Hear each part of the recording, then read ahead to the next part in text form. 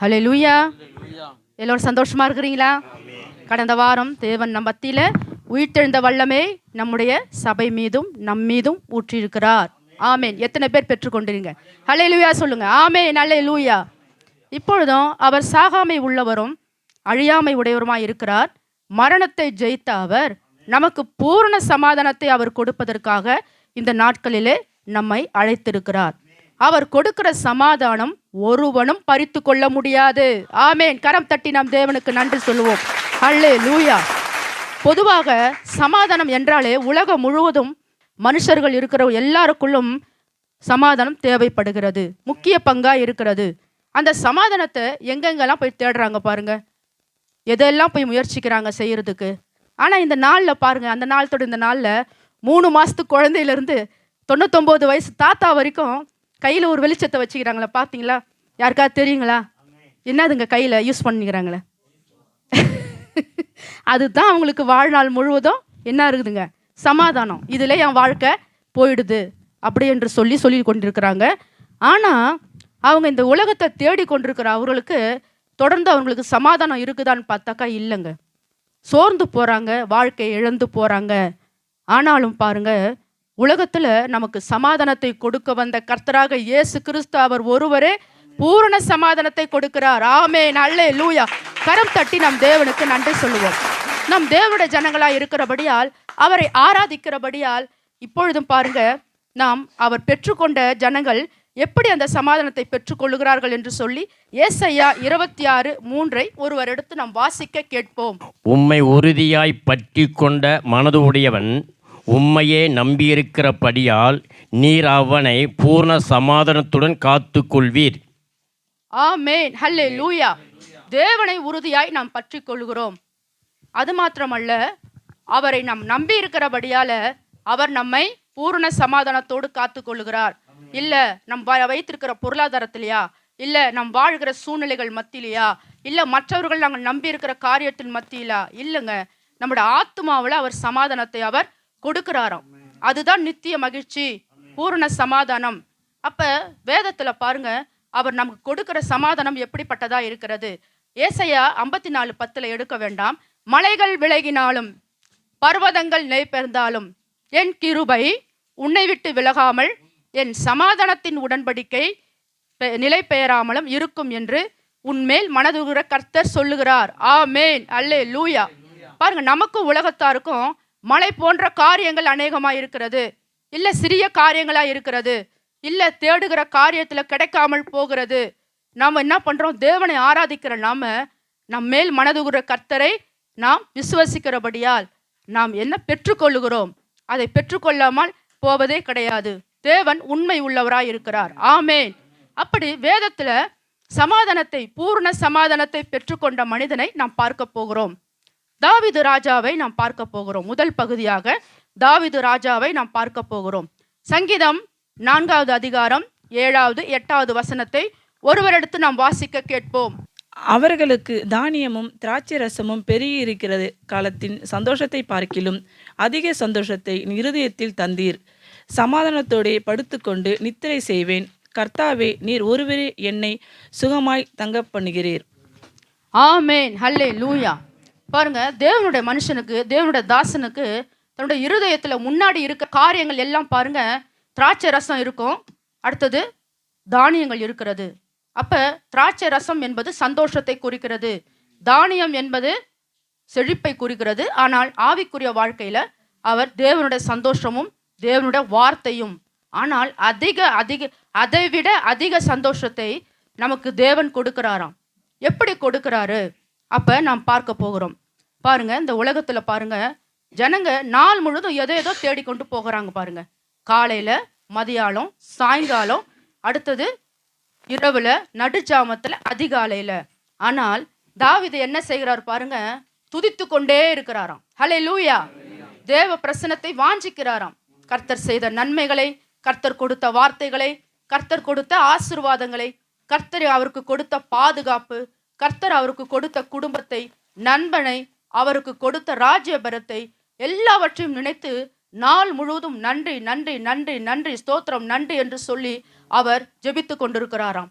நம்ம நினைக்கலாம், எப்படி ஜெபிக்க முடியும்? இல்லைங்க, அவர் ஒரு அதிகாரி, அவர் ராஜாவா இருக்கிறார்.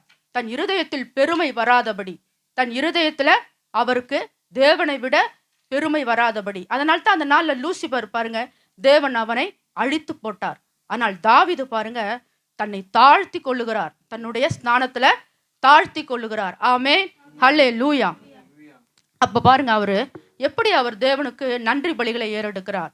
அவர் ஆடு மேய்த்திருந்த காலத்துல, வாலிப காலத்துல தன்னை யாருமே அவரை சட்ட பண்ணாம, விசாரிக்காம, பெற்றோர்களால், தன்னுடைய சகோதரர்களால் கைவிடப்பட்ட சூழ்நிலைகள்ல பாருங்க, அவர் என்ன பண்ணுகிறார்? தாவீது ஆடு மேய்த்து கொண்டிருந்த அவரு துதித்து கொண்டிருக்கிறாராம். தேவனுடைய பிரசன்னத்திலேயே அவர் இருந்து கொண்டிருக்கிறார். வனாந்தர பாதையில அவருடைய ஆடு மேய்த்த சூழ்நிலைகள் மத்தியில அவர் மேய்ப்பராய் இருந்தாலும், எனக்கு ஒரு மேய்ப்பர் தேவை என்பதை அவர் அறிந்து தேவனை மகிமைப்படுத்தி கொண்டிருந்தாராம். ஆனாலும் பாருங்க, தேவனுக்கு நான் நன்றி உள்ளவனாய் இருக்கும்படி கர்த்தருடைய சமாதானத்தை, கர்த்தருடைய பிரசன்னத்தை, கர்த்தருடைய ராஜ்யத்தை, கர்த்தருடைய வார்த்தையை அவர் வாஞ்சித்து பூரண சமாதானத்தை பெற்றுக்கொண்டாராம். கரம் தட்டி நாம் தேவனுக்கு நன்றி சொல்லுவோம். ஹல்லேலூயா, ஹல்லேலூயா. பாருங்க, முதன் காரியத்துல அவர் பாருங்க, ஆவிக்குரிய வாழ்க்கையில தன்னுடைய வெற்றியின் பாதையில சமாதானத்தை தேவனிடத்தில் பெற்றுக்கொண்டார். எப்படி? சங்கீதம் 16:6 நாம் வாசிக்க கேட்போம். நேர்த்தியான இடங்களில் எனக்கு பங்கு கிடைத்தது, ஆம், சிறப்பான சுதந்திரம் எனக்கு உண்டு. ஆமென், ஹல்லேலூயா. புதிய ஏற்பாட்டுல கர்த்தராக இயேசு கிறிஸ்து சொல்றார் பாருங்க, மரியாள் என்னிடத்தில் நல்ல பங்கை தேர்ந்தெடுத்தாள். ஹல்லேலூயா. அதைத்தான் தாவீதும் பாருங்க, நான் ராஜாவா இருக்கிறேன், எனக்கு கீழே அநேக பேர் இருக்கிறாங்க, ஆனாலும் பாருங்க, என் தேவனிடத்தில் நான் பெற்றுக்கொள்ளுகிற கிருபை எனக்கு பூரண சமாதானம். ஹல்லேலூயா. அதுதான் பாருங்க என் சுதந்திரம் என்று சொல்லுகிறார், என் பங்கு என்று சொல்றார். அவருக்கு முன்பாக குடும்பங்கள் இருக்கிறது, சுற்றி இருக்கிற சூழ்நிலைகள், ஜனங்கள் இருக்கிறார்கள். ஆனால் நான் தேவனிடத்தில், தேவனுடைய சமூகத்தை நான் முதலிடத்தில் வைக்கிறேன், தேவனுடைய ராஜ்யத்தை நான் முதலிடத்தில் வைக்கிறேன். இதைத்தான் அவர் வாஞ்சித்தாராம் பாருங்க. அதனால் தான் அவரோட ஆத்துமா ஒவ்வொரு நாளும் வாழ்ந்து வாழ்ந்து வாழ்ந்து கர்த்தருடைய சமூகத்தையே நாடி தந்தது. ஆமென். பூரண சமாதானத்தை அவர் பெற்றுக்கொண்டாராம் பாருங்க. அப்படி பெற்றுக்கொண்ட காரியத்துல அவருக்கு வெற்றியில பூரண சமாதானம் உண்டானது. எடுத்து நாம் வாசிக்க போகிறோம். 1 சாமுவேல் 17வது அதிகாரம் 45வது வசனத்தை ஒருவர் எடுத்து நாம் வாசிக்க கேட்போம். அதற்கு தாவீது பெலிஸ்தனை நோக்கி, நீ பட்டயத்தோடும் ஈட்டியோடும் கேடகத்தோடும் என்னிடத்தில் வருகிறாய், நானோ நீர் நிந்தித்த இஸ்ரவேல் சேனைகளின் கர்த்தரின் நாமத்திலே உன்னிடத்தில் வருகிறேன். ஆமென், ஹல்லேலூயா. பாருங்க, யாரை முன்னாடி அவர் அது உபயோகப்படுத்துறாரு சொல்லுங்க பாப்போம். யாரை முன்னாடி? அவரு தேவனை முன்னாடி அவரு முன்னாடி வைக்கிறாரு. அங்க சுற்றி இருக்கிற அநேக இராணுவர்கள், கடந்த நாள்ல மேய்ப்பர் சொல்லியிருப்பார், சகோதரர் வீட்டுல இந்த வார்த்தையை அவர் சொல்லியிருப்பார்.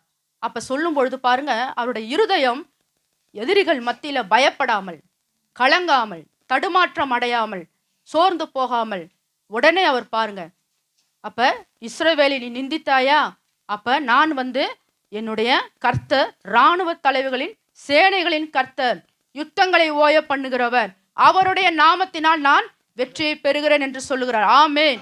அப்ப அவருடைய கரத்துல பாருங்க ஒரு கவனி கல் இருக்கிறது.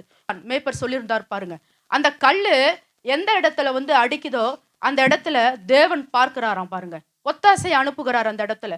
அப்பதான் பாருங்க தாவீது வெற்றியை காணுகிறார். ஆமென். அப்ப காத்து ஊரானாகிய கோலியாத் என்ன பண்ணுகிறார்?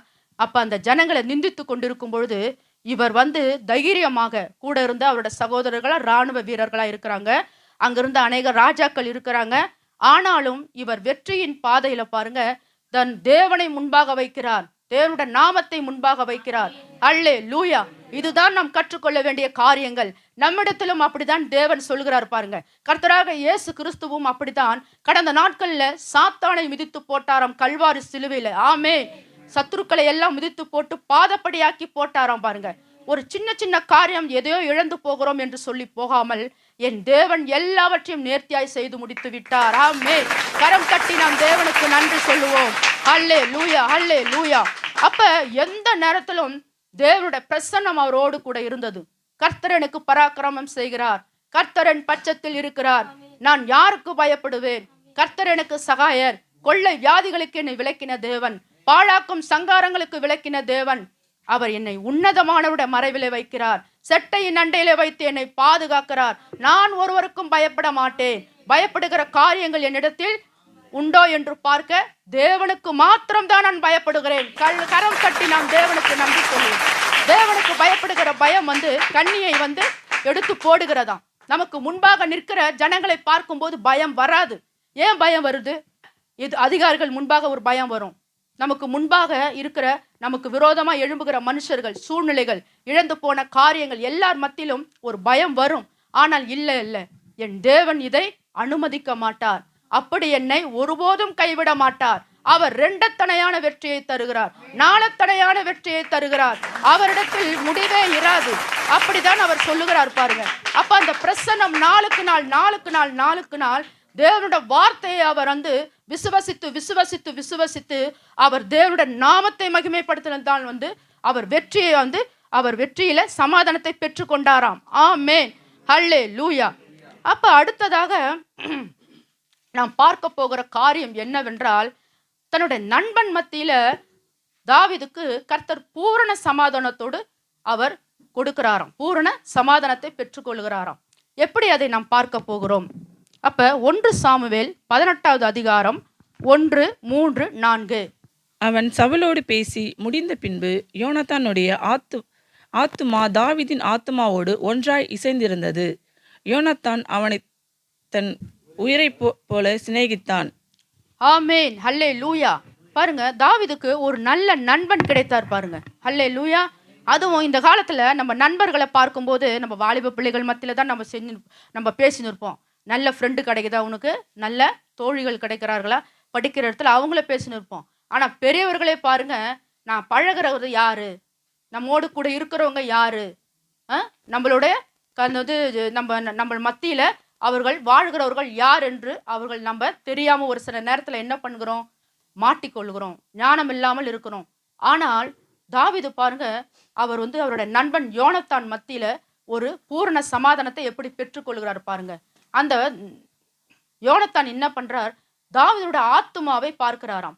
அந்த தாவீதுடைய ஆத்துமாவுல கர்த்தருடைய அன்பு இருக்கிறதை, கர்த்தருடைய நேசம் இருக்கிறதை, கர்த்தருடைய ரட்சிப்பு இருக்கிறதை, அபிஷேகம் இருக்கிறதை. இது சாதாரண வெற்றி அல்ல.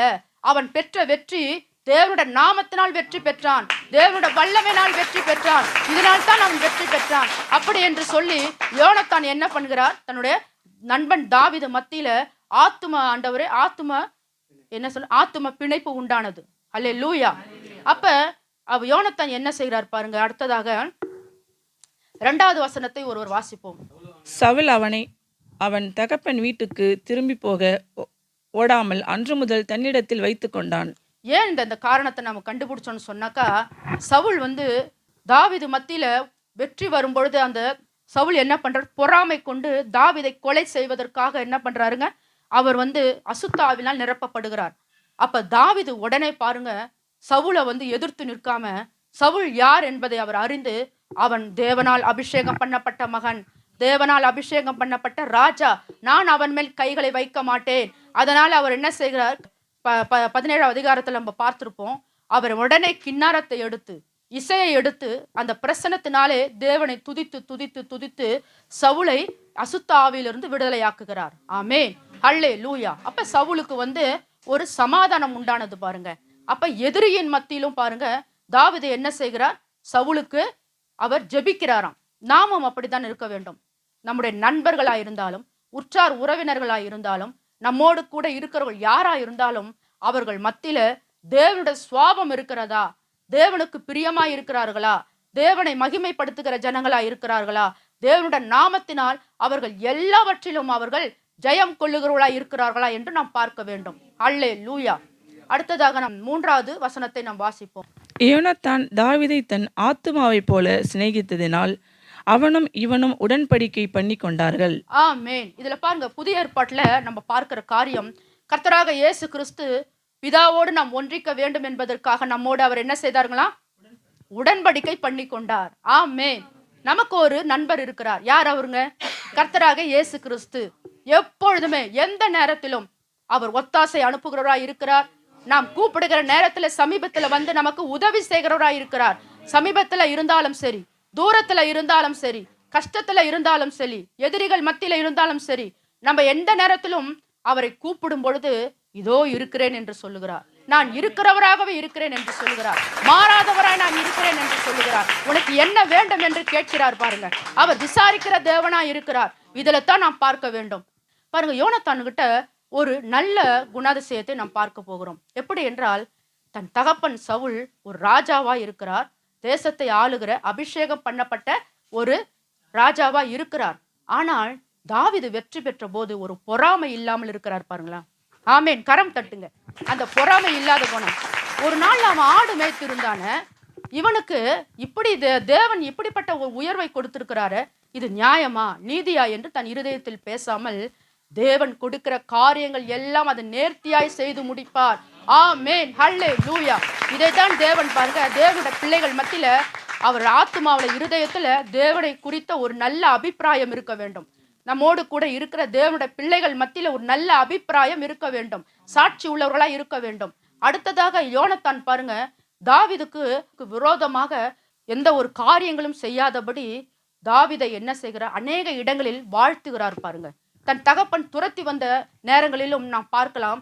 1 சாமுவேல் 22 கூட எடுக்க வேண்டாம். அதுல பாருங்க, அநேக வில்லுகளை அம்புகளை சவுல் என்ன பண்றாரு, விரோதமா ஆண்டவர் தாவீதை கொலை செய்வதற்காக எடுத்துக்கொண்டு வருகிறாரு.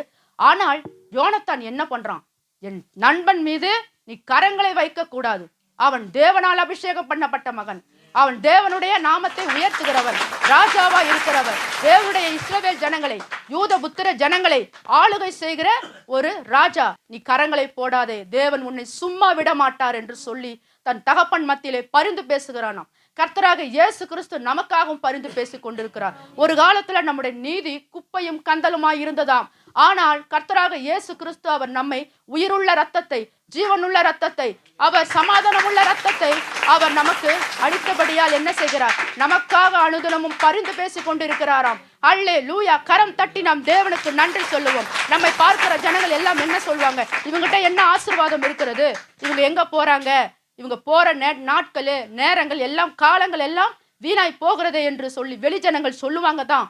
ஆனால் என் தேவன் பாருங்க, இன்றைக்கு நான் ஆராதிக்கிற தேவன், இன்றைக்கு என்னை அவர் நடத்துகிற தேவன், என்னோட சந்ததி சந்ததி சந்ததி சந்ததிகளுக்கெல்லாம் அவர் என்னை ஆசீர்வதிக்கிற தேவனா இருக்கிறாராம். அப்படிதான் பாருங்க, தாவீது பின்பக்கத்துல நம்ம பார்க்கலாம். என்னன்னாக்கா, யோனத்தானோட சந்ததியை தாவீது காப்பாற்றுகிறாராம். ஆமென். பார்த்தீங்களா? அப்ப அவங்களோட சந்ததியை அநேக பேர் போர் செய்து அவங்க இருக்கவே கூடாது என்று சொல்லி, சவுலோட சந்ததி என்று சொல்லி அவங்க என்ன பண்றாங்கன்னா அழிக்கும் போது தாவீது உடனே காப்பாற்றி அந்த சந்ததியை தேவன் பக்கமாய் திருப்புகிறார். ஆமென். கரம் தட்டி நாம் தேவனுக்கு நன்றி நன்றி நன்றி நன்றி செலுத்துவோம் பாருங்க. நாமும் அப்படிதான் தேவனுடைய நாமத்தை நமக்கு விரோதமாய் யார் நமக்கு எழுந்தாலும் கொண்டாலும் சரி, நாம் அவர்களுக்காக ஜெபிக்க வேண்டும். பவுல் சொல்றாரு பாருங்களேன், முன்னாடி வாழ்த்துதல் சொல்லுவதுல முந்திக் கொள்ள வேண்டும் என்று சொல்கிறார். யோனத்தான் அதான் செய்யறார் பாருங்க. உடனே முந்திக் கொள்றார் பாருங்க. தன்னுடைய நண்பனை உடனே முந்திக் கொள்றார். அவர் வாழ்த்துறார் பாருங்க, நீ வெற்றி பெற்றாய் என்று சொல்லி. ஜனங்களும் சவுல் கொன்றது 1000, தாவீது கொன்றது 10,000. அப்போ உடனே யோனத்தானுடைய இருதயத்தின் மத்தியில என்ன இருக்கிறது பார்த்தீங்கன்னா, தேவனுடைய அன்பு பாருங்க. தேவன் பார்க்கிற விதமாய் தாவீதை பார்க்கிறாராம். ஹல்லேலூயா. நன்றி நன்றி நன்றி அப்பா. இந்த நேரத்திலும் பாருங்க, அப்ப நம்முடைய உறவுகள் மத்தியிலும் நம்முடைய சகோதர சகோதரிகள் மத்தியிலும் நாம் அப்படிதான் இருக்க வேண்டுமாம். ஆமென். ஹல்லேலூயா. அடுத்ததாக 4வது வசனத்தை ஒருவர் எடுத்து வாசிக்க கேட்போம். யோனத்தான் போர்த்தி கொண்டிருந்த சால்வை கழற்றி அதையும் தன் வஸ்திரத்தையும் தன் பட்டயத்தையும் தன் வில்லையும் தன் கச்சையும் கூட தாவீதுக்கு கொடுத்தான். ஆமென். ஹல்லேலூயா. இந்த வசனத்தை நீங்க புதிய ஏற்பாடுல எங்க நீங்க பாக்குறீங்க? உங்களுக்கு ஏதாவது தெரியுமா? உங்களுக்கு இந்த வசனத்தை பாருங்களேன். யோனத்தான் பார்த்து கொண்டிருந்த சால்வையை கழற்றி அதையும் தன் வஸ்திரத்தையும் தன் பட்டயத்தையும் தன் வில்லையும் தன் கச்சையும் கூட தாவீதுக்கு கொடுத்தான். எந்த இடத்துல இருக்குது தெரியுதுங்களா உங்களுக்கு யாருக்காது? எபேசியர் 6. அல்லேலூயா. சர்வாங்க ஆயுதங்களை எடுத்துக்கொள்ளுங்கள். பவுல் சொல்றாரு பாருங்க, ஒவ்வொரு நாளும் தங்களை தற்காத்து கொள்வதற்கு, பாதுகாத்து கொள்வதற்கு அவர் சொல்றாரு பாருங்க. அப்ப யோனத்தான் போர்த்து கொண்டிருந்த சால்வையை கிஃப்ட் கொடுக்கிறார்களாம். பாத்தீங்களா? அந்த சால்வை என்பது நீதியின் சால்வை. ஆமென். தன் வஸ்திரத்தை கொடுத்தது ரட்சிப்பின் வஸ்திரம், பட்டயத்தை கொடுத்தது தேவனுடைய வார்த்தை, தன் வில்லை கொடுத்தது விரோதமாய் எழும்புகிற பிசாசின் கிரியைகளை எல்லாம் அழிக்க கர்த்தருடைய வல்லமை. ஆமே.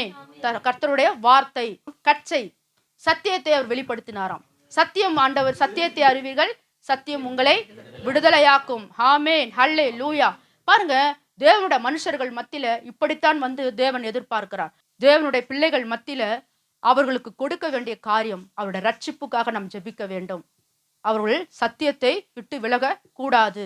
அடுத்தது, அவர்களுக்கு விரோதமாக எழும்புகிற ஆயுதங்களை முறியடிக்கும்படி கர்த்தரோட வல்லமையினால அவர்களுக்காக நாம் ஜெபிக்க வேண்டுமாம். ஆமென். ஹல்லேலூயா. அப்ப தாவீதுக்குள்ள இப்படிப்பட்ட ஒரு நண்பன் இருந்திருக்கிறார் பாருங்க. இதைத்தான் நாம் ஜெபிக்கும் போது கூட நம்மோடு இருக்கிறவர்கள், சுற்றி இருக்கிறவர்கள் கர்த்தருடைய நாமத்தை அறிந்து கொள்ள வேண்டுமாம். ஆமென். கரம் தட்டி நாம் தேவனுக்கு நன்றி சொல்வோம், நன்றி சொல்வோம், நன்றி சொல்வோம். அடுத்ததாக, தாவீது எதிரிகளின் மத்தியில அவர் பெற்றுக்கொண்ட சமாதானம் என்ன என்பதை நாம் பார்க்க போகிறோம். ஆமென். எதிரிகளின் மத்தியில பாருங்க, ஒரே போராட்டம். எப்படி? நான் வாசிக்கிறேன் பாருங்க. 1 நாளாகமும் 12:1 தாவீது கீசின் குமாரனாகிய சவுலின் நிமித்தம் இன்னும் மறைவாய் இருக்கையில் எத்தனை காலங்கள் ஓடிக்கொண்டிருப்பார் பாருங்க தாவீது. தாவீதுடைய ஓட்டம் எத்தனை நாட்கள், வனாந்தரத்தின் ஓட்டம். அடுத்தது, அவர் தன்னுடைய எதிரியினால எத்தனையோ நேரங்களில், எத்தனையோ காலங்களில் அவர் பயந்து கொண்டிருந்த சூழ்நிலை இருந்தது பாருங்க. ஆமே. பயந்து கொண்டிருந்த சூழ்நிலை. சத்துருக்கள் என்னை நெருக்குகிறார்கள், பொல்லாத மனுஷர்கள் எங்களை, என்ன சொல்றாரு அவரு, பொல்லாத மனுஷர்கள் என்னுடைய தலையை நசுக்குகிறார்கள். இப்படியெல்லாம் அவர் என்ன சொல்கிறார் பாருங்க, பிசாசை பார்த்து, சத்துருவை பார்த்து அவர் சொல்லுகிறார். ஆனால் அவர் கீசின் குமாரனாகிய சவுலை அவர் வந்து நிந்திக்காமல், அவருக்கு விரோதமாய் எழும்பாதபடி அவர் மன்னிக்கிறாராம். ஆமே, மன்னிக்கிறார்.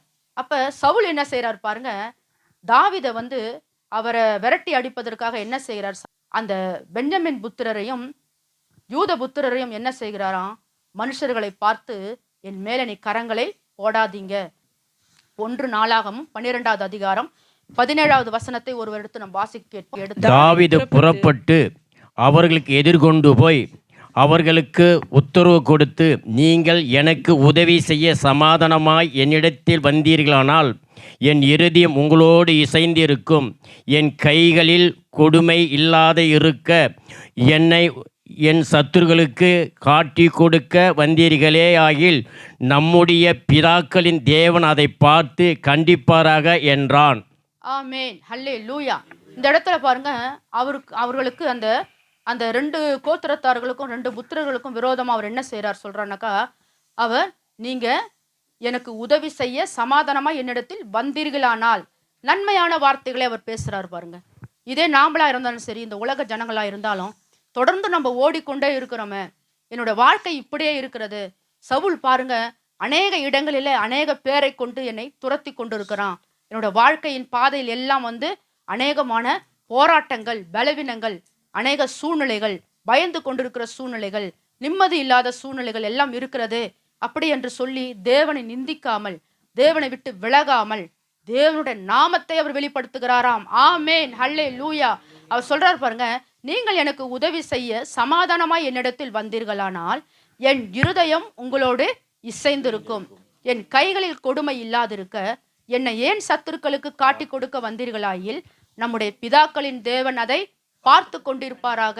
அப்பா, அவருக்குள்ள ஒரு இருதயத்துல ஆபிரகாமின் தேவன், ஈசாக்கின் தேவன், யாக்கோப்பின் தேவன், அவர்களுக்கு எதிரிகளின் மத்தியிலே உதவி செய்த தேவன் எனக்கும் அவர் உதவி செய்கிறார் என்று சொல்லி அவர் என்ன செய்கிறார் பாருங்க, விசுவாசத்தோடு அந்த மனிதர்களை பார்த்து பயம் இல்லாமல் பலன் கொண்டு திடமனமாய் பேசுகிறாராம். ஆமேன். கரம் தட்டி நாம் தேவனுக்கு நன்றி சொல்லுவோம்.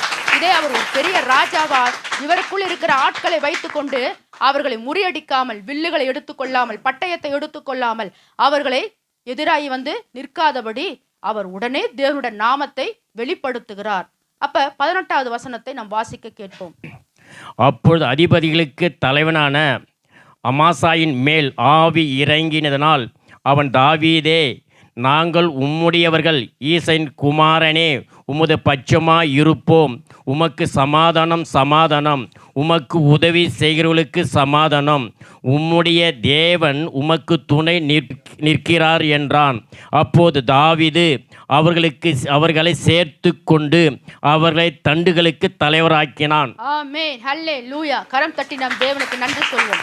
நீதிமொழிகளை 16வது வசனத்துல நாம் பார்க்கிறோம், ஒருவன் தேவனுக்கு பிரியமா இருந்தால் அவனுடைய சத்துருக்கள் எல்லாம் சகோதரர்களாய் மாறுவார்களாம். ஆமென், ஹல்லேலூயா. இங்க பாருங்க, அப்பொழுது அதிபதிகளுக்கு தலைவனான அமாசாயின் மேல் ஆவி இறங்கினதனால், பாத்தீங்களா, அங்க உடனே கர்த்தருடைய ஆவியானவர் தேவனுடைய அபிஷேகத்தினால் தாவீது கூப்பிடும் பொழுது அவர் சமீபத்தில் வந்து இறங்குகிறாராம். பாத்தீங்களா, சங்கீதம் 121 கூட அவர் சொல்லியிருக்கிறார், இஸ்ரவேலை காக்கிறவர், உறங்காமலும் கண் அயராமலும் தூங்காமலும் அவர் காக்கிறவர், என் ஆத்துமாவை என்னுடைய கால்களை தள்ளாட ஒட்டார். ஆமென். நான் யாருக்கும் பயப்படுறேன், கர்த்தர் என் சகாயராய் இருக்கிறார், நான் யாருக்கும் பயப்படுறேன், எனக்கு முன்பாக கர்த்தருடைய நாமத்தை நான் சொல்லுகிறேன். ஹல்லேலூயா.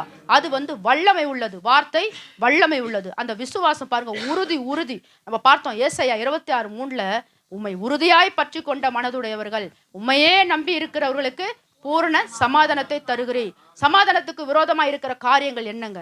பயம், சோர்ந்து போகிற காரியங்கள், அவமானப்பட்டு போகிற காரியங்கள், நிந்திக்கப்பட்டு போகிற காரியங்கள், என்னை ஏதாவது செஞ்சிருவாங்களா, இல்லை என்னை ஏமாத்தி விடுவாங்களா, எனக்கு விரோதமான காரியங்கள் ஏதாவது எழும்போமா, நான் எங்க போவேன், நான் ஒரு ராஜாவா இருக்கிறேன்னு, என்னோட தலை, என்னுடைய அந்தஸ்து என்ன ஆகும் என்று சொல்லி அவர் நினைக்காமல் கர்த்தருடைய நாமத்தை முன்வைக்கிறாராம். ஆமென், ஹல்லேலூயா. உடனே பாருங்க, அமசாவின் பரிசுத்த ஆவியின் வல்லமை அவர் மீது இறங்குகிறது. உடனே ஈசாயின் குமாரனே, உமது பட்சமா இருப்போம், உமக்கு சமாதானம் சமாதானம், உமக்கு உதவி செய்கிறவர்களுக்கு சமாதானம், உம்முடைய தேவன் உனக்கு துணை நிற்கிறார். ஆமென். பாத்தீங்களா, எப்படிப்பட்ட ஒரு வல்லமை உள்ள வார்த்தை பாருங்க. நம்ம எதிர்பார்த்து நிற்கிற அநேக இடங்கள்ல பாருங்க, நம்ம வேலை செய்யற இடத்துல இருந்தாலும் சரி, பொல்லாப்பு வராதபடி தேவன் நம்மளை பாதுகாக்கிறார். ஆமென், அல்லேலூயா. அடுத்ததாக நாம் போகிற இடத்துல, நாம் வாழ்கிற நகரத்துல, இந்த தேசத்துல பாருங்க, அநேகமான அந்த மலை போன்ற காரியங்கள், மலை போன்ற துஷ்ட மனுஷர்கள், மலை போன்ற பொல்லாங்கு செய்கிற மனுஷர்கள் நமக்கு விரோதமாய் எழும்பினாலும் அது எப்பொழுதுமே என்னன்னாக்கா, நம்மை தேவன் ஒட்ட விட மாட்டார். ஆமென், அல்லேலூயா. நாம் பயந்து போக கூடாது, அவர்களுக்காக நாம் ஜெபிக்க வேண்டும். சத்துருக்களை எல்லாம் பாதப்படியாக்கின தேவன் அவர்களுடைய சத்ருவாய் இருக்கிற மனுஷருடைய இருதயத்தை, மனுஷருடைய ஆத்துமாவை அவர் என்ன செய்கிறாரா? பூரண சமாதானத்தை கொடுக்கிறார். அப்ப அந்த ஆத்துமாவை அவர் என்ன பண்ற, எதிராய் இருக்கிற மனுஷருடைய ஆத்துமாவை அவர் தன்னுடைய ஆத்துமாவோடு ஒட்ட பண்ணுகிறாராம். ஆமென், ஹல்லேலூயா. அப்ப பாருங்க, இந்த யுத்தங்கள் எல்லாம் முடிந்த பிறகு தாவீது பாருங்க தேவனுக்கு மகிமை செலுத்துகிறாராம். ஆமென், ஹல்லேலூயா, ஹல்லேலூயா. தேவனுடைய நாமம் மகிமை அடைவதாக. கர்த்தராக இயேசு கிறிஸ்துவுக்கும் அப்படித்தான் பாருங்க. பவுலும் சீலாவும் விரோதமாய் எழும்பின அந்த அப்போஸ்தலர் நடவடிக்கைகள் அநேகத்தை நம்ம எடுக்க வேண்டாம்.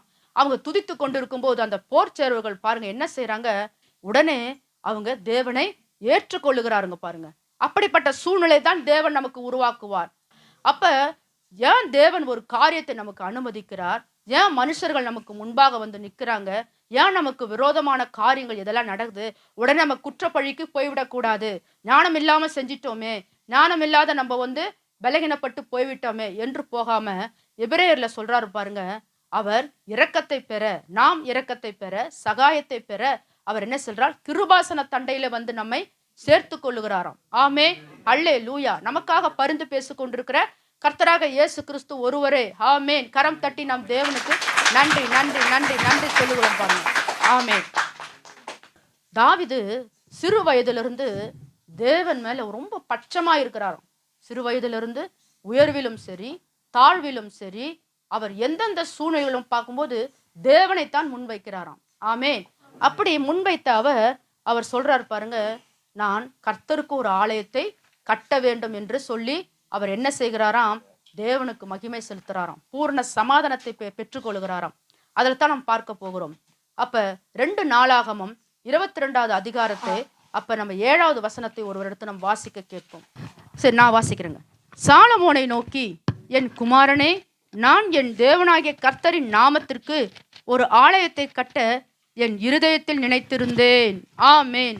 பாருங்க, அவருடைய இருதயத்துல பாருங்க, நான் இந்த சொத்தை சேர்க்கணும், அந்த சொத்தை சேர்க்கணும், எங்களோட பிள்ளைகளுக்கெல்லாம் அவர்களுக்கு நான் எதையாவது சேர்த்து வைத்து போக வேண்டும் என்று சொல்லி அவர் நினைக்கவில்லை பாருங்க. சங்கீதத்துல அநேக இடத்துல அவர் சொல்றார், கர்த்தாவே உம்முடைய கிருபைகளை நான் என்றென்றும் பாடுவேன், என் தலைமுறை தலைமுறைக்கும் உம்முடைய நாமத்தை பிரஸ்தாபப்படுத்துவேன்.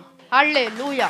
அப்ப பாருங்க, சாலமோன் கர்த்தர் வந்து தாவீதுக்கு அவருடைய மகனாய் சாலமோனை கொடுத்தது நிமித்தம், அப்ப அவர் பாருங்க பயத்துடனும் நடுக்கத்துடனும் சாலமோன்கிட்ட சொல்றாரு, அப்ப என் குமாரனே, நான் என் தேவனாகிய கர்த்தரின் நாமத்துக்கு ஒரு ஆலயத்தை கட்ட என் இருதயத்தில் நிலைத்திருந்தேன். எப்படி இந்த காரியங்கள் எல்லாம் அவர் நினைத்திருப்பார் என்று சொல்லி பார்க்கும் பொழுது, ஒரே நாள்ல அவர் யோசித்து கொண்டிருக்க மாட்டார். அவர் சிறு வயதிலிருந்து ஆடு மேய்த்ததிலிருந்து அவர் சொல்றாரு, சிறு வயதுல கூட ஆண்டவரே நான் உம்மை மகிமைப்படுத்துகிறேன், சிறு வயதுல வந்து கர்த்தாவே உம்முடைய நாமத்தை நான் உயர்த்துகிறேன், உம்முடைய வேத வசனத்தை நான் ஆராய்ச்சி செய்கிறேன், உம்முடைய ஆலயத்தை குறித்த யோசனைகள் எனக்கு முன்பாக இருக்கிறது. ஆமேன், அல்லேலூயா. அடுத்ததாக அவர் சொல்றாரு, தன்னுடைய இருதயத்தை எனக்கு பரிசுத்தப்படுத்துங்க. எப்படி பரிசுத்தப்படுத்தணும்? என்னுடைய கால்கள், உம்முடைய வார்த்தைகள், என்னுடைய வழிகள் எல்லாம் சுத்திகரிக்கப்பட வேண்டும் என்று சொல்லி அநேக இடங்கள் சங்கீதம் 119 கூட சொல்லியிருக்கிறார் அவரு. அப்ப வாலிபன் தன் வழிகள் எல்லாம் அவன் எதனால் சுத்தம் பண்ணுவான்? அப்ப அவர் வாலிப வயதுல கூட பாருங்க, அசுத்தங்களுக்கு போகாம, பலவீனங்களுக்கு போகாம, தன்னுடைய ஆத்துமாவை அவர் என்ன செய்கிறார்? தன்னுடைய கர்த்தருடைய வார்த்தையினால அவர் என்ன பண்ணுகிறாராம்? சுத்திகரிக்கிறாராம். அடுத்ததாக நேர்த்தியான இடங்களில் எனக்கு பங்கு உண்டு. அப்ப கர்த்தருடைய சமூகத்தை அவர் வந்து பங்காக இருக்கிறதுனால மரியாதை போல எந்த சூழ்நிலும் கர்த்தருடைய ஆலோசனைகளை கேட்டுக்கொண்டே இருப்பாராம். சங்கீதம் 139 அவர் சொல்லுகிறார், வேதனை உண்டாக்குகிற வழி தேவனே என்னிடத்தில் இருக்கிறதா என்று பாரும். பார்த்தீங்களா? அந்த ஆலயத்தை கட்டுகிற காரியம் சாதாரண விஷயம் இல்லைங்க, எடுத்தவனே கட்ட முடியாது. அப்ப பாத்தீங்கன்னா அவரிடத்துல அநேக இடங்களில தேவனுடைய வசனத்தினால, தேவனுடைய வார்த்தையினால, தேவனுடைய வல்லமையினால அவர் தன்னை சுத்திகரித்து கொண்டே இருக்கிறாராம். ஆமென். சுத்திகரித்து கொண்டே இருக்கிறார். அப்புறம் ஒரு இடத்துல பாருங்க, துன்மார்க்கிற மனுஷனுக்கு என்னை விலக்கி காத்து கொள்ளுங்க, பொய்யான மனுஷர்களுக்கு என்னை விலக்கி காத்து கொள்ளுங்க, வேதனை கொடுக்கிற அவதூறு பண்ணுகிற மனுஷனுக்கு என்னை விலக்கி காத்து கொள்ளுங்க. ஏன்னா தேவனுடைய சமூகம் என்னை விட்டு பிரிக்க கூடாது, தேவனுடைய அன்பு என்னை விட்டு பிரிக்க கூடாது. அவருடைய ஆலயத்திலே நான் வந்து ஒவ்வொரு நாளும் தேவனுடைய நாமத்தையே நான் துதித்து கொண்டிருக்க வேண்டும். ஆமென். இதுதான் தேவன் நம்மிடத்தில் தாவீதிடத்தில் அவர் கொடுத்த சமாதானம் பாருங்க. ஆமென். இதைதான் அவர் சொல்றாரு பாருங்க. அப்ப வந்து 7வது வசனத்தில் சாலமோன் நோக்கி சொல்லும் பொழுது அவருக்கு ஒரு தீர்க்க தரிசன வார்த்தை வருகிறது. 8வது வசனத்தை வாசிங்க. ஆனாலும் கர்த்தருடைய வார்த்தை எனக்கு உண்டாகி ரத்தத்தை இன்றி பெரிய யுத்தங்களை பண்ணினாய், நீ என் நாமத்திற்கு ஆலயத்தை கட்ட வேண்டாம் என்று முன்பாக உறுதியான ரத்தத்தை அறையிலே சிந்த பண்ணினாயே. பாத்தீங்களா? அப்ப இதுல பாத்தீங்கன்னா அவர் ஆலயத்தை கட்ட வேண்டும் என்று சொல்லி சிறு வயது முதல் அவர் வாஞ்சித்தாராம். ஆனாலும் அவருடைய இருதயத்துல சொல்லி வாஞ்சது தேவன் பாருங்க, இருதயத்தை பார்த்தார் பாருங்க. சாமுவேல் தீர்க்கதரிசி வழியாக அப்ப தாவீதுக்கு தேவன் பாருங்க, அவன் உருவத்தை பார்க்காத, அவனுடைய முகத்தை பார்க்காத, சரீரத்தை பார்க்காத, அவனுடைய குடும்பத்துல அவன் கடைசியா இருந்தாலும் அவனை அபிஷேகம் பண்ணி என்று சொல்லி சாமுவேல் வழியாக தாவீதை அபிஷேகம் பண்ணினார். ஆனாலும் அவருடைய ஓட்டங்கள் பார்க்கும் பொழுது அப்ப அந்த தாவீதினுடைய ராஜ்யபரத்துல அநேகமான ரத்தம் சிந்தின இடங்கள் இருக்கிறது பாருங்க. தேவன் வந்து நீதியுள்ள தேவனா இருக்கிறபடியால், அவர் உண்மை உள்ள தேவனா இருக்கிறபடியால் அவர் என்ன செய்கிறார்? நீ என்னுடைய ஆலயத்தை கட்ட வேண்டாம் அப்படி என்று சொல்றார். அப்ப பாருங்க, அவர் இருதயத்துல குற்றப்பழி உணர்வு இல்லாம என்ன சொல்கிறாரு? அதை ஏற்றுக்கொள்ளுகிறார் தாவீது. ஆமா, நாமளும் அப்படிதான். தேவனுக்காக எதையாவது நம்ம வாஞ்சித்து தேவனுடைய ஆலயமா இருக்கிற நம்முடைய இருதயத்துல கர்த்தருடைய வசனத்தில் மாத்திரம், கர்த்தருடைய கீழ்ப்படுதல் மாத்திரம், கர்த்தருடைய வல்லமையில மாத்திரம், கர்த்தருடைய அதிகாரத்துல மாத்திரம் நம்ம என்ன பண்ண வேண்டுமா? அவருடைய சித்தத்தின்படி நாம் செய்ய வேண்டுமா? அதனால் தான் பாருங்க அவர் சொல்றாரு. 9வது வசனத்தை ஒருத்தவங்க எடுத்து வாசிப்போம். இதோ உனக்கு பிறக்கப் போகிற குமாரன் அமைதியுள்ள புருஷனாயிருப்பான், சுற்றிலும் இருக்கும் அவன் சத்துருக்களை எல்லாம் விலக்கி அவனை அமர்ந்திருக்க செய்வேன். ஆகையால் அவன் பேர் சாலமோன் என்னப்படும். அவன் நாட்களில் இஸ்ரவேல் மேல் சமாதானத்தையும் அமெரிக்கையும் அருளவேன். ஆமென். ஹல்லேலூயா. பாத்தீங்களா? இப்ப வந்து அவர் சொல்றாரு, இதோ உனக்கு பிறக்க போகிற குமாரன் அமைதியுள்ள புருஷனாய் இருப்பான். தேவனுடைய சமூகத்துல தேவன் வந்து வாஞ்சிக்கிற காரியங்கள் என்ன? ஆத்துமாவுல ஒரு பரிசுத்தத்தை அவர் வாஞ்சிக்கிறார். தேவன் அதை தான் கேட்கிறார் பாருங்க. அப்ப சாலமோன் வந்து தாவீதுடைய எண்ணங்கள், ஏக்கங்கள், விருப்பங்கள் எல்லாவற்றையும் அவர் அறிந்திருக்கிறபடியால் அப்போ வந்து இவன் கட்டாவிட்டாலும் பரவாயில்ல, சாலமோன் கட்ட வேண்டும் என்று சொல்லி அவர் வாஞ்சிக்கிறார். அப்போ 10வது வசனத்தை நான் வாசிக்கிறேன். அவன் என் நாமத்திற்கு ஆலயத்தை கட்டுவான், அவன் எனக்கு குமாரனாய் இருப்பான், நான் அவனுக்கு பிதாவாய் இருப்பேன். இஸ்ரவேலை ஆளும் அவனுடைய ராஜாங்கத்தின் சிங்காசனத்தை என்றென்றைக்கும் நிலைப்படுத்துவேன் என்றார். அப்ப பாத்தீங்கன்னாக்கா தாவீதுடைய வாக்கு தத்தம் இங்கு நிறைவேற்றப்படுகிறது. இப்ப நம்ம 2 சாமுவேல்ல கூட பார்க்கும்போது அங்கேயும் தேவனுடைய ஆலயத்தை கட்ட வேண்டும் என்கிற ஒரு வாஞ்சை. எப்படி என்றால் அந்த உடன்படிக்கை பெட்டியை பாருங்க, அநேக இடங்களில் பயத்துடனும் நடுக்கத்துடனும் அவர் அந்த உடன்படிக்கை பெட்டியை தன்னுடைய வீட்டில் வைத்திருக்கிறாராம். அதைத்தான் நாமளும் செய்ய வேண்டும். கர்த்தருடைய பிரசன்னத்துல நம்ம இருக்கும்போது, கர்த்தருடைய நாமத்துல இருக்கும்போது, கர்த்தருடைய வார்த்தையில வல்லமையில நாம் விசுவாசித்து நடக்கும்போது அவிவிசுவாசங்கள் நமக்குள்ள வரக்கூடாது, பலவீனங்கள் வரக்கூடாது. யாரோ ஒருத்தவங்க சொல்லிட்டு ஆத்துமாவுல குற்றப்பட்டு போய்விடக்கூடாது. என் தேவனுடைய நான் ஆலயமா இருக்கிறேன். ஆமேன். அப்ப பார் பவுல் சொல்றாரு 1 கொரிந்தியர்ல அவர் சொல்றாரு, நீங்களே தேவனுடைய ஆலயமா இருக்கிறீர்கள். ஆமேன். கரம் தட்டி நம் தேவனுக்கு நன்றி சொல்லுவோம். அவர் வெளி அடையாளங்களை அவர் பார்க்கவில்லை. அவர் எந்த அடையாளங்களை பார்க்கிறார்? உள் அடையாளங்களை பார்க்கிறார். உள்ள ஆத்துமாவில் இருக்கிற சமாதானத்தை, பரிசுத்தத்தை, பாதுகாப்பை அவர் பார்க்கிறாராம். பாருங்க, அதுதான் தேவன் நமக்கு கொடுக்கிற வார்த்தைகள். அப்ப வந்து பார்க்கும்போது அந்த ஆலயமா இருக்கிற நாம எப்படி இருக்க வேண்டுமா? அந்த நாள்ல பாருங்க, மகா பரிசுத்த ஸ்தலத்துல அப்ப நுழைவதற்கு ரொம்ப கடினமான காரியமா இருக்கிறது. ஆனால் இந்த நாட்களில அவர் கர்த்தராக இயேசு கிறிஸ்து சொன்னபோது, நான் 3 நாட்களில் ஆலயத்தை கட்டுவேன். ஏனென்றால் நமக்கும் தேவனுக்கும் இருக்கிற பகையை, மதில் சுவரை அவர் எல்லாவற்றையும் இடித்து போட்டபடியால் அவர் பிதாவுக்கும் நமக்கும் இருக்கிற உறவை அவர் வெளிப்படுத்தியிருக்கிறார், உறவை அவர் ஏற்படுத்தியிருக்கிறார். அப்ப அவருடைய ஆலயமாய் நாம் இருக்கிறபடியால் கர்த்தருடைய விசுவாசத்துல, கர்த்தருடைய நம்பிக்கையில, கர்த்தருடைய நாமத்துல நாம் எப்போதும் ஒவ்வொரு நாளும் எழும்பி பிரகாசிக்க வேண்டுமாம். ஆமேன். அப்ப ஏசாயால சொல்றாரு, இருள் வந்து பூமியை மூடினாலும், காரிருள் நம் மீது சூழ்ந்தாலும் கர்த்தர் நம் மேல் உதிப்பார். ஆமேன். ஹல்லேலூயா. கரம் தட்டி நாம் தேவனுக்கு நன்றி சொல்லுவோம். அவருடைய ஆலயமா இருக்கிறபடி தான் அவர் சொல்றாரு பாருங்க, நீங்க ஆலயமா இருக்கிறபடியால் உங்களுடைய பிள்ளைகளுடைய பிள்ளைகள், சந்ததிகள் எல்லாம் அவருடைய வருகையின் காலம் மட்டும் தேவனை மகிமைப்படுத்துவார்களாம். ஏனென்றால் பாருங்க, இன்னைக்கு நம்ம ஆராதிக்கிறோம், வெளியில இருக்கிற ஜனங்களை பார்க்கும்போது ரொம்ப கஷ்டமா இருக்குது பாருங்க. ஆத்துமாவுல எத்தனையோ, சிந்தனையில எத்தனையோ ஆண்டவர் கேடுள்ள இருதயம் இருக்கிறது, குற்றப்படுத்தல. ஆனால் அவர்கள் அதை அறியாமல் இருக்கிறார்கள். தேவன் இல்லை என்று சொல்லுகிறார்கள். தேவனை ஏற்றுக்கொள்ளாத காரியங்கள் இருக்கிறது. ஆனால் தேவனை ஏற்றுக்கொண்ட நாமோ, தேவன் நம்மை அவருடைய ஆலயமாய், பரிசுத்த பிள்ளைகளாய், பரிசுத்த சந்ததிகளாய் நம்மை ஏற்படுத்தி இருக்கிறார். ஆமென்.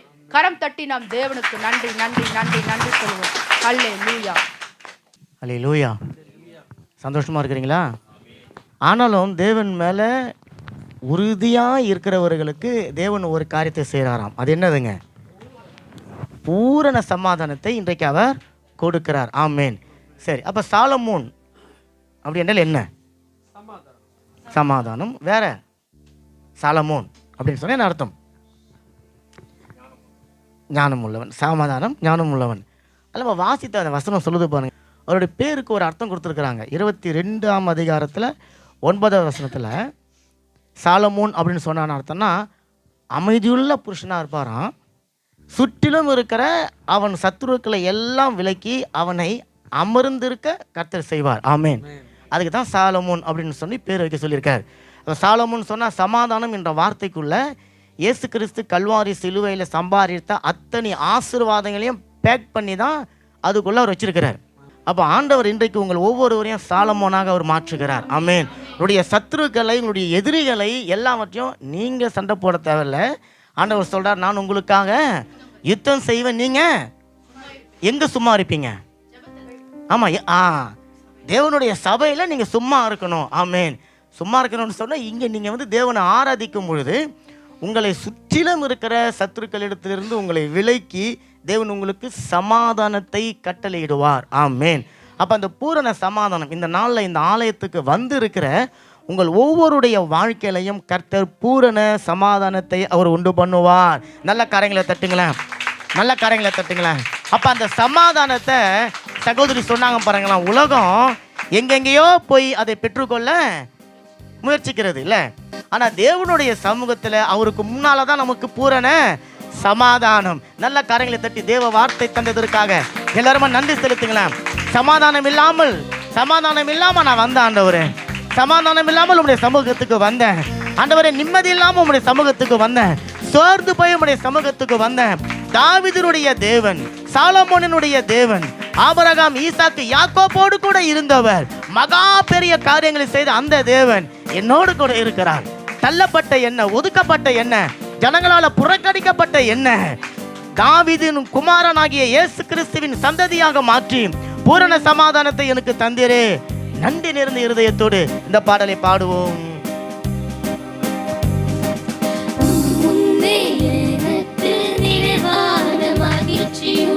தேவனுடைய சமூகத்துல மாத்திரமே அருகில் எப்போதும் நித்திய பேரின்பம் உண்டே. சொல்லுங்க மீனமாய் உம்முன்னே எனக்கு நிறைவான மகிழ்ச்சி உண்டே. அருகில் எப்போதும் நித்திய பேரின்பம் உண்டே. நிறைவான மகிழ்ச்சி நித்திய பேரின்பமே.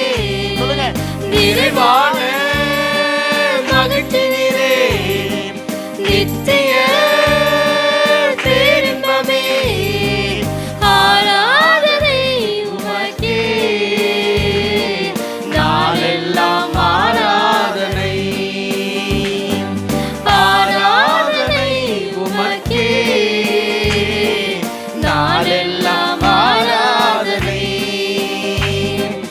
என்னை காக்கும் இறைவன் நீரே, உம்மிடம் நான் அடைக்கலம் புகுந்தேன். என்னை காக்கும் இறைவன் நீரே, உம்மிடம் நான் அடைக்கலம் புகுந்தேன். என்னையாளும் தலைவன் நீரே, உம்மை அன்றி ஆசை வேறில்லை. என்னையாளும் தலைவன் நீரே, உம்மை அன்றி ஆசை வேறில்லை. விசுவாசத்தை அறிக்கை செய்வோம். என்னை காக்கும் இறைவன் நீரே, அரசாலும் தலைவன் நீரே. என்னை காக்கும் இறைவன் நீரே, அரசாலும் தலைவன். கரைகளை உயர்த்தி ஆராதனை உமக்கே நாளெல்லாம் ஆராதனை. ஆராதனை ஆராதனை உமக்கே நாளெல்லாம் ஆராதனை. எனக்குரிய பங்கும் நீரே, பரம்பரை சொத்தும் நீரே. எனக்குரிய பங்கும் நீரே, பரம்பரை சொத்தும் நீரே. ஆலோசனை தரும் தகப்பனே, இரவு பகலும் பேசும் தெய்வமே. ஆலோசனை தருகிறவர், ஆலோசனை தரும் தகப்பனே, ஞானமில்லாத நேரங்களிலே இரவு பகலும் பேசும் தெய்வமே. எனக்குரிய பங்கப்பா, எனக்குரிய பங்கு நீரே, பரம்பரை சொத்து நீரே. எனக்குரிய பங்கு நீரே, என் பரம்பரை சொத்து நீரே. கரைகளை உயர்த்தி ஆராதனை உமக்கே நாளெல்லாம் ஆராதனை. ஆராதனை ஆராதனை உமக்கே நாளெல்லாம் ஆராதனை. ஆராதனை